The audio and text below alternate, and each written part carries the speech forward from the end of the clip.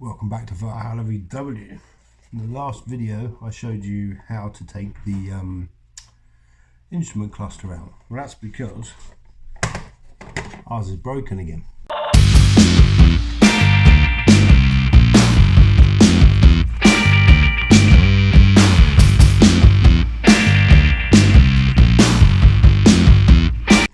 Instrument cluster's out. I'm going to show you how to take them apart now, because we've had a fault with ours ever since I got them. Hopefully today we're going to get that mended. Temperature gauge does what it likes when it likes. Fuel gauge, I haven't seen that since October. It just sits there, it does nothing. And then all of a sudden the temperature warning light will flash on just here, and then all the gauges come back. So I've done a bit more research and we could have 6 solders which are either dried out or not quite connected. So we're going to take it apart today. We're going to give them a blob of solder, and fingers crossed that will cure the problem. It won't. It's a T4. So this is the part number of mine. If you have the same part number, then there you go. So to take it apart, 2 little screws here and there. And then there is a low row of clips along the bottom, which just obviously unclip. And on the side here, there should be a clip that goes over here. This one was broken the last time I took it out. And this one, I've just managed to break. Taking it out this time. So be careful of the black plastic clips, because they're very fragile and they will break. Right. Let's get it apart. So the front is off. So we now need to remove the dials so we can get access to the back where the circuitry is. So we now have access to the inner workings. We've got a couple more screws to undo, which I'll show you now, and then the circuit board will be free. So just in the top here, this screw and this screw need to be undone, and then I always undo this one just so everything is then free of the back plate. So with the screws removed, we now need to locate these tags around the edge.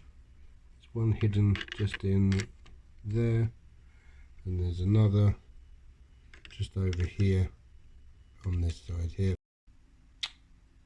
And there we go. It's out. We can now access the back of the circuit board. Right, let's locate them solder beads.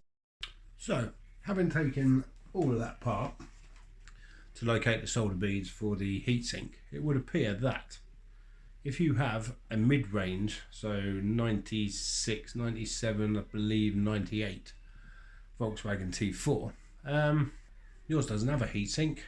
This video would be useful if you had up to 96. So if you did have one of the relevant years, the heatsink should be just up there behind the clock. So, in true of our Vanlife VW fashion, we looked into it, we've done a bit of research, and we may have come up with an answer. So, obviously the mid-range T4s don't have a heatsink. So, what they do have is a capacitor which goes wrong. This is a 470 microfarad capacitor which sat just here. Now apparently these are quite prone to breaking down, leaking and no longer doing their job. So what we've done is we've ordered some new ones. We only wanted one. I could only buy 125. So if you need a resistor or capacitor, hit me up. We've got plenty here. But don't worry too much about matching the specific brand of capacitor, as long as it's the correct microfarads and the correct volt, it should be good. We've soldered the new one in place, so capacitor's in place there. There we go. Put it all back together and we're then going to go back to the van and see whether this has actually cured the problem once and for all. Let's go, let's put it back together, let's see whether we've done it. Okay, so it's the moment of truth. The clocks are all back together. We've got the new capacitor in. Let's do it.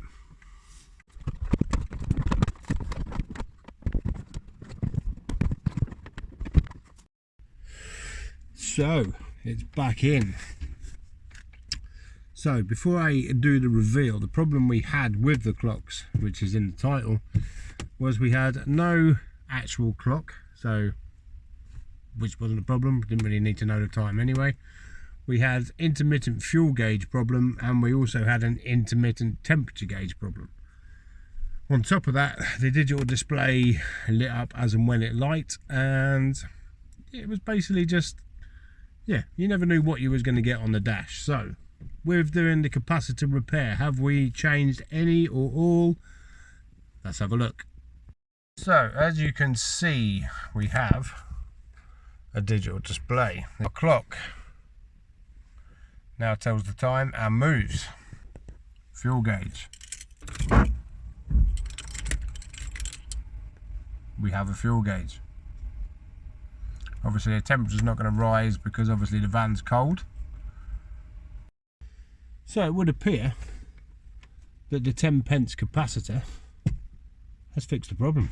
The only thing we need to just keep an eye on is the temperature gauge, obviously, to see if that works, but I think we've cracked it. So the research and everything else has paid off. We're now sharing it with you. So if you have the same issue with your T4, you can now fix it. And if you know anyone else has got it, tell them to come to the channel, because we're always fixing things. So there you go. You can tell by the smile on my face, I'm actually quite happy to have a dashboard. Anyway, that's going to about do it for this video. So I hope you enjoyed it. I hope you definitely got something out of this one, because this is I think this is YouTube gold. So thanks for watching.